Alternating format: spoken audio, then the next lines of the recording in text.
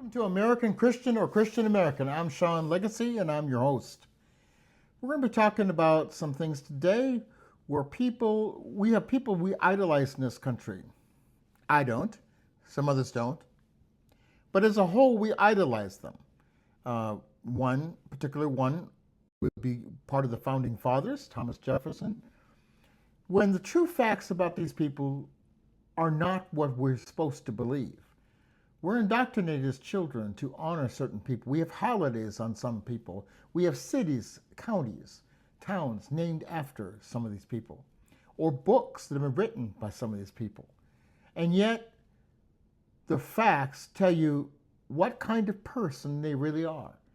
But all these things have to do with supporting white supremacy, have to be supporting a system that is doing what it's meant to do, to keep a certain people elevated and in power, and to keep other people under the carpet or under the heel of someone who is oppressing them. It continues on in this country every single day. We're going to watch a video, and then we're going to talk some more. Dark secrets of people you were taught to idolize in school. The last one will blow your mind. Number 1. Thomas Jefferson, the author of All Men Are Created Equal, owned over 600 enslaved people throughout his lifetime and had a long-term relationship with Sally Hemings, an enslaved woman who was likely his late wife's half-sister. She was around 14 when the relationship began, and Jefferson was in his 40s. She couldn't consent because she was enslaved and a teenager. Schools teach Jefferson as a freedom icon, but conveniently skip over the fact that he enslaved children, fathered with Sally, and profited from their labor his entire life. Number 2. Christopher Columbus didn't discover America. He got lost looking for India, landed in the Caribbean, and immediately started enslaving and brutally torturing the indigenous Taino people. His men cut off hands of natives who didn't bring enough gold, kidnapped women and children for slavery, and spread diseases that killed millions. Columbus himself wrote in his journals about taking indigenous girls as young as 9 or 10 as sex slaves. Schools romanticize him as an explorer, but his own writings reveal he was essentially running a genocidal slave operation. Number 3. Dr. Seuss, beloved children's author, drew hundreds of racist political cartoons during World War II, depicting Japanese people as subhuman monsters with exaggerated stereotypes. He supported Japanese internment camps, where American citizens were imprisoned based solely on their ethnicity. He later regretted some of his views and wrote Horton Hears a Who as an apology of sorts. But schools teach kids to love Dr. Seuss without mentioning he spent years creating propaganda that dehumanized an entire race of people during war. So we're talking about 3 individuals. I'm focusing probably strongest on a couple of them. Thomas Jefferson, one of the founding fathers, one of the men who said, all men are created equal. Of course, I've discussed this before. What was meant by that is all white men are created equal. And you say, well, that's not what it says. Well, we accept it as face value with the words today. Now, many of us do, but not all. But it was never meant to be for all people when the man who had a great part in it owned between 300 and 600 slaves. And the Constitution to which he was a part of called the slaves only 3/5 of a person. So obviously they're not equal if they're only 3/5 of a person. It obviously didn't have anything to do with Native Americans whom they stole their land and slaughtered them, almost in a genocide, trying to exterminate them. It couldn't have been the Latinos whom they stole land from, the Mexicans, who owned a great deal of the United States. So they were not, those words were meant all white people. They didn't include women either. But look at this man who not only owned between 300 to 600 people, he also who obtained a toddler slave who was thought to be partly related to his own wife, and when she became 14, she became his concubine, or he slept with her. Some would say that that being a concubine is somebody who is like a side affair in today's language, or a mistress. But she didn't have a choice in it. She was only 14 and she was a slave. She had to do what he said. So it was a forced situation. I can't say all the words, whether I get in trouble on YouTube or not, but it was a forced situation. She had several of his children. He did keep a promise that later some of those children who survived, out of 6 children, 4 survived, that they would be freed when they're grown up. And he did keep that promise. But he was not a decent person. And yet we honor him in the creation of this country. And that comes to mind, what kind of country do we honor? Because this country has been founded upon things that we don't think about because the system lies about its foundation. It tries to cover up slavery. It tries to cut up the violence and the abuse. It tries to cover all that up because it doesn't want you to think about what it really is. A land of white supremacy, who those in power try to keep power, keep the wealth to themselves, and to demean and degrade other people. To make America great again, what does that mean? To make it stronger in white hands, to take away laws that help with equal opportunities. It's not that that's such a great country at all. America could be a great country. It has so much to offer, but it is clouded by racism and the evil that is right now in the White House, Donald Trump. He has done horrific things and called them great things. He is a murderer. He is a thief. He has been adulterous and all kinds of other things related to immorality. You take Christopher Columbus, whom we have a holiday for, whom didn't discover a doggone thing. When he got here, there were people already here. And also, he didn't arrive where they said he arrived. Christopher Columbus didn't even know he was arriving in new land. He thought he was going to India. So somehow, his boat went down the wrong way. And yet, he was a man who, in his own writings, abused 9 or 10-year-old girls to 14-year-old girls, made him he slept with them. And we would put someone in jail for that today. We would arrest them. But yet, in this case, we honor him. We have a holiday, Columbus Day. Is that the kind of person that this country values? But the system does. They don't want you to pay attention to all these other things because they do something to help the system exist. And then you've got Dr. Seuss, who we all cherish for his books. And yet, he was a racist. He supported the Japanese locked away in internment camps, amongst other things. So when we honor somebody, perhaps it's good that you know more about them before you honor them. And if you do know about them and you honor them, that says a lot about you.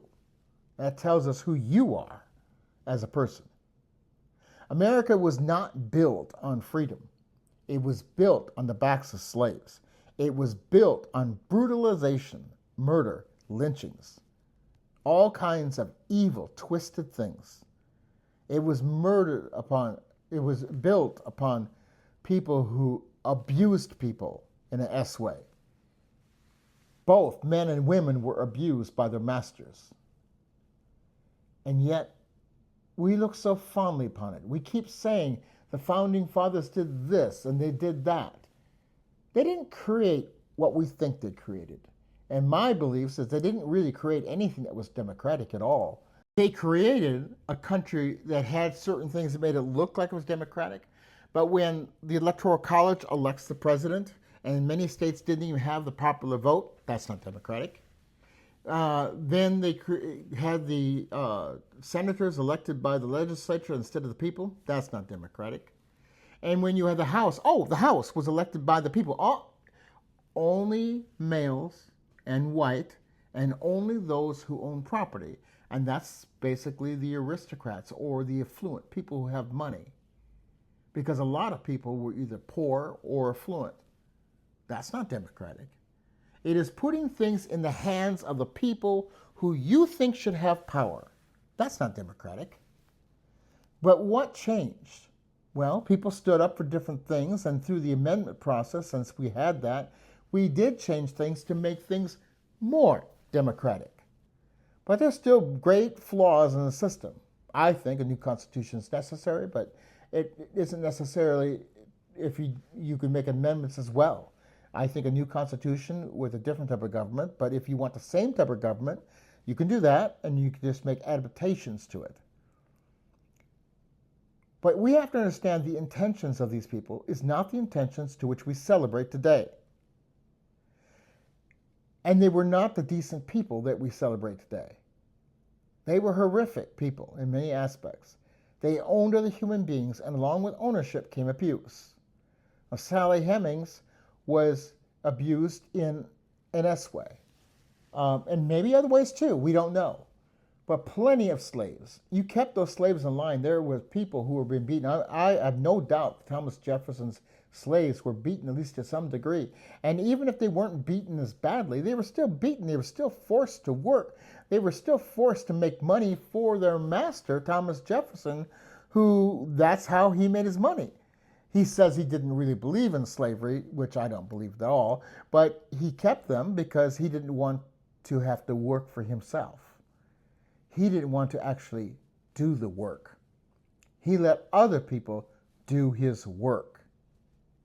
Even when he became an ambassador, the slaves were still home working. Now, whether he got slaves, at some point, I don't believe he did. The man was not honest. That's true about a whole bunch of the people who we honor in this country. We have to start honoring men who really, really were decent people. Not perfect people. Everybody has mistakes and flaws. Bob Zellner, if you look at the movie The Son of the South, talks about this white man who had KKK grandfather, and his father at one time was a KKK man plus a preacher, but he changed. He started to stand up for civil rights and then became a full advocate for civil rights and he's fought all his life. You've got people like Martin Luther King, who the FBI tried to make all kinds of stories about him because they wanted to discredit him because he was teaching great things, but the other side didn't want that. Like Charlie Kirk, who tried to discredit him, and Charlie Kirk wanted to get rid of, he said it was a mistake to ever pass the Civil Rights Act. He said a lot of other horrible things too, but he was supporting the other side. He wants oppression. He wants whites to be in control. Anytime an African American got a job, he basically said that they stole it from a white person. That was a white person's job that they took. So we need to realize who is who. We need to stand up for who is who, because things are actually getting worse in this country, not better. More evil is coming out. I'm asking you as a person, what will you do? Because this is what it comes down to. It doesn't matter what a whole bunch of other people do at this moment. As you're looking at me, I'm asking you, what will you do to make a difference? Because the more people who answer that call to make a difference, even if you do it a small way, even if you start objecting to people's comments, even if you stop laughing at people's jokes, even if you just read a little bit and start accepting that this world is not formed the way you think it was formed, that there's been lies told for centuries, history has been corrupted about whites being first, about whites being the greatest, about whites having all the education and blacks being inferior, when it simply isn't true. When the Moors educated Europe, and then Europe turned over and overthrew the Moors after 700 years of rules in Spain, and then they invaded Africa and they took away the educational opportunities of African civilizations. Whites weren't first. Whites weren't the most educated. In fact, they were educated. Everything they've done has been because of African people, darker skinned people. After all, they were the first people. They were the cradle of civilization. But we lie about it. We lie about it. And if you're really upset with that right now, let me ask you something. Are you more upset because you think that your entire identity is being white? Mine isn't. Mine is being human. Mine is being a child of God. That's where yours should be.